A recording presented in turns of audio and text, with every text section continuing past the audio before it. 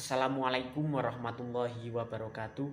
Kami dari kelompok 1 yang beranggotakan Sarah Kamahadi, Heri Yulianto, Ananda Ulinuha, dan saya sendiri Afiat Madanu akan menjelaskan putusan pengujian undang-undang atas putusan nomor 42 garing PUU strip 19 garing 2021 yang menjatuhkan putusan dalam perkara pengujian Undang-Undang Nomor 6 Tahun 2014 tentang Desa terhadap Undang-Undang Dasar Negara Republik Indonesia tahun 1945 yang diajukan oleh Dedi Suiran yang beralamat Sungai Ketupak, Cengkal, Kabupaten Ungan, Komering Ilir, yang dalam perkara ini dikuasakan atau memberi kuasa kepada Gunalan yang beralamat Sungai Serju, Cengkal, Kabupaten Ungan, Komering Ilir, baik sendiri-sendiri maupun bersama-sama bertindak untuk dan atas nama pemberi kuasa. Yang selanjutnya duduk perkaranya adalah menimbang bahwa pemohon telah mengajukan permohonan bertanggal 29 Juli 2021 dan sudah dicatat dalam buku registrasi perkara konstitusi elektronik. Yang selanjutnya, kewenangan daripada Mahkamah Konstitusi bahwa berdasarkan pasal 24 ayat 2 Undang-Undang Dasar 1945 terdapat beberapa kewenangan Mahkamah Konstitusi. Selain itu, pasal 24C ayat 1 Undang-Undang Dasar 1945 juga menegaskan bahwa Mahkamah Konstitusi berwenang mengadili pada tingkat pertama dan terakhir yang putusannya bersifat final untuk menguji undang-undang terhadap undang-undang dasar. Yang selanjutnya, bahwa pada pokoknya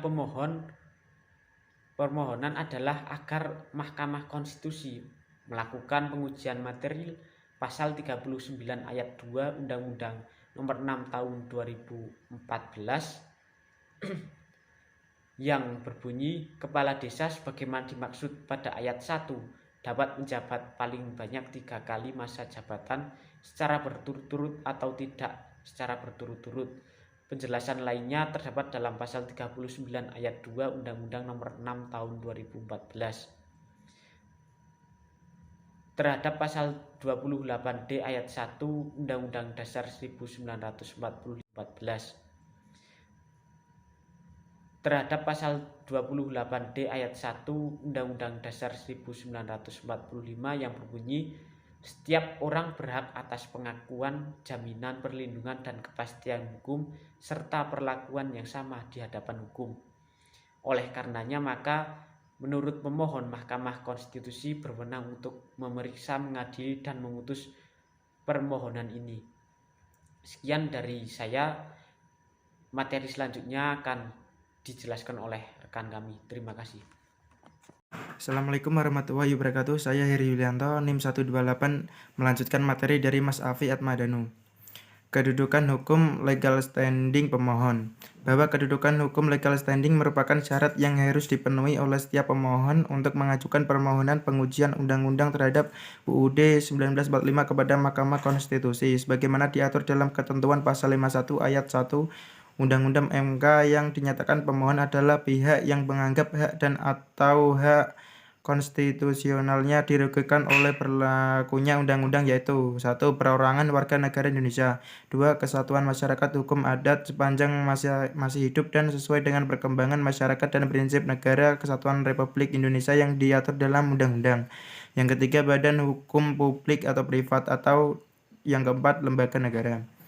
Bahwa Mahkamah Konstitusi telah menetapkan parameter atas pengertian dan batasan tentang kerugian konstitusional yang timbul karena berlakunya suatu undang-undang, yaitu harus memenuhi 5 syarat sesuai putusan Mahkamah pada putusan nomor 6 PUU strip 3 2005 dan putusan nomor 11 PUU 5 2007, yaitu sebagai berikut. 1. Adanya hak atau kewenangan konstitusional pemohon yang diberikan oleh UUD 1945. Yang kedua, bahwa hak dan kewenangan konstitusional para pemohon tersebut dianggap oleh pemohon dirugikan oleh suatu undang-undang yang diuji. Yang ketiga, bahwa kerugian hak atau kewenangan konstitusional pemohon yang dimaksud bersifat spesifik atau khusus dan aktual atau setidaknya bersifat potensial yang menurut penalaran yang wajar dapat dipastikan akan terjadi. Yang keempat, adanya hubungan sebab akibat causal verbal antara kerugian dan berlakunya undang-undang yang dimohonkan pengujian. Adanya kemungkinan bahwa dengan dikabulkan pemohon maka kerugian atau kewenangan konstitusional yang didalilkan tidak akan atau tidak lagi terjadi dengan berpedoman pada alasan-alasan permohonan atau pemohon. Satu, bahwa sejak merdeka Indonesia merupakan negara kesatuan yang menerapkan sistem otonom pada sebagian daerahnya yang bersifat istimewa karena memiliki susunan perangkat daerah asli seperti desa di Jawa, di negeri di Sumatera Barat hingga margadi dan dusun di Palembang. Setidaknya terdapat 12 ketentuan perundang-undangan yang mengatur desa sebagian dari penyelenggara administratif pemerintahan daerah, yaitu Undang-Undang Nomor 1 Tahun 1945, Undang-Undang Nomor 2 Tahun 1948, Undang-Undang Nomor 44 Tahun 1950. 2. Bahwa pemerintahan desa yang berpartisipatif dibutuhkan kehadirannya sebagai bagian dari penyelenggaraan pemerintah yang baik untuk tujuan yang sama, yakni mewujudkan masyarakat yang sejahtera, adil, dan makmur. Dalam bingkai Konstitusi Negara Republik Indonesia, prinsip-prinsip partisipatif dalam penyelenggaraan pemerintah desa selalu mengalami perubahan sebagai dampak dari asas demokratisasi yang merupakan keinginan luhur dari cita-cita pendiri bangsa. Di antaranya adalah melibatkan masyarakat desa dalam ikut berpartisipasi menentukan sendiri kepala desa di daerah tempat tinggalnya, yang tata cara pemilihan diatur dalam ketentuan perundang-undangan yang berlaku. Hal mana setidak-tidaknya sejak era reformasi bergulir telah nampak pada pasal 95 ayat 2 Undang-Undang Nomor 22 Tahun 1999, pasal 34 ayat 1 Undang-Undang Nomor 32 Tahun 2004, dan pasal 34 ayat 1 Undang-Undang Nomor 6 Tahun 2014. Assalamualaikum warahmatullahi wabarakatuh. Di sini saya akan melanjutkan materi yang selanjutnya. D. Petitum. Petitum yaitu berisikan tentang tuntutan apa saja yang diminta penggugat kepada hakim untuk dikabulkan. Selain tentang tuntutan utama, penggugat juga bisa menambahkan tuntutan subside atau tuntutan untuk membayar denda. Bisa juga tuntutan agar putusan hakim dapat dieksekusi. Maksud dari eksekusi di sini adalah meminta pelaksanaan putusan kekuasaan hukum yang pasti. Kemudian, pertimbangan hukum. Pertimbangan hukum yakni berisikan tentang analisis, argumentasi, ataupun kesimpulan hukum dari majelis hakim yang memeriksa perkara, dan harus memiliki alasan dan dasar putusan yang memiliki pasal dan peraturan perundang-undangan tertentu yang menjadikan sebagai dasar untuk mengadili. Adapun pertimbangan hukum menganalisis berdasarkan undang-undang pembuktian tentang alat bukti, yaitu yang pertama, alat bukti tergugat dan penggugat harus memenuhi syarat formil dan dan material. Yang kedua, pihak mana yang mencapai batas minimal pembuktian. Yang ketiga, dalil penggugat dan dalil bantahan yang terbukti. Yang keempat, sejauh mana nilai kekuatan pembuktian yang dimiliki para pihak. Kemudian selanjutnya konklusi. Berdasarkan penilaian atas fakta dan hukum tersebut di atas, Mahkamah berkesimpulan: 1. Mahkamah berwenang mengadili permohonan pemohon. Yang kedua, pemohon memiliki kedudukan hukum untuk mengajukan permohonan akuo. Yang ketiga, permohonan pemohon beralasan menurut hukum untuk sebagian.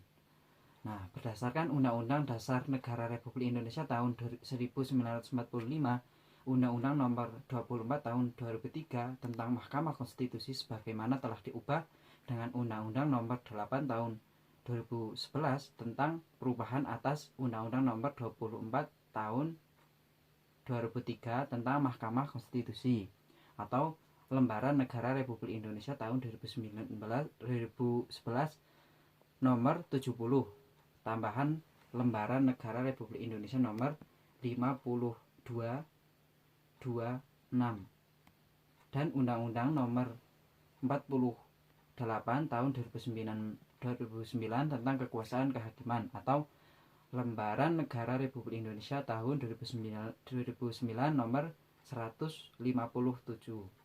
Tambahan Lembaran Negara Republik Indonesia nomor 5076. Nah, yang terakhir, amar putusan mengadili. 1.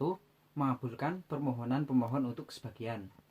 2. Menyatakan penjelasan pasal 39 Undang-Undang Republik Indonesia nomor 6 tahun 2014 tentang desa atau Lembaran Negara Republik Indonesia tahun 2014 nomor 7.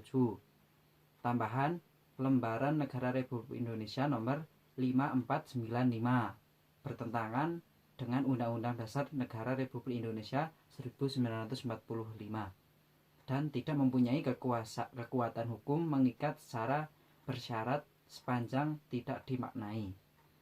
Kepala desa yang sudah menjabat satu periode baik berdasarkan Undang-Undang Republik Indonesia nomor 6 tahun 2014 tentang desa maupun berdasarkan undang-undang sebelumnya masih diberi kesempatan untuk menjabat 2 periode.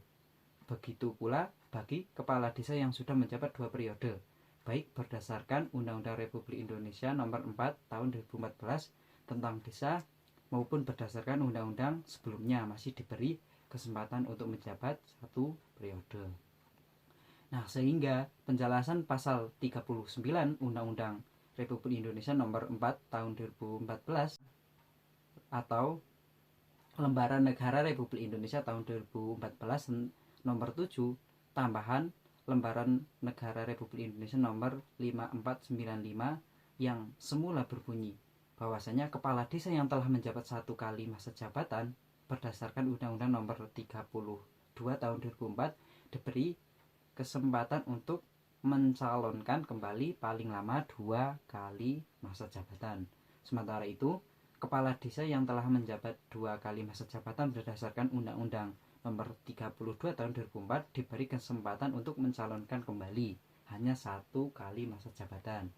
Menjadi selengkapnya berbunyi, kepala desa yang sudah menjabat 1 periode baik berdasarkan Undang-Undang Republik Indonesia nomor 6 tahun 2014 tentang desa maupun berdasarkan undang-undang sebelumnya masih diberi kesempatan untuk menjabat 2 periode.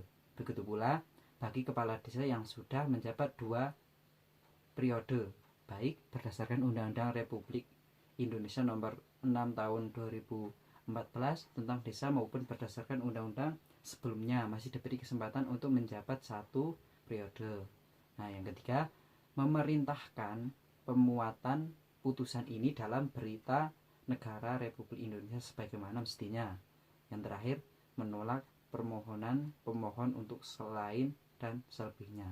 Nah, sekian penjelasan yang terakhir dari kami. Kurang lebihnya mohon maaf. Assalamualaikum warahmatullahi wabarakatuh.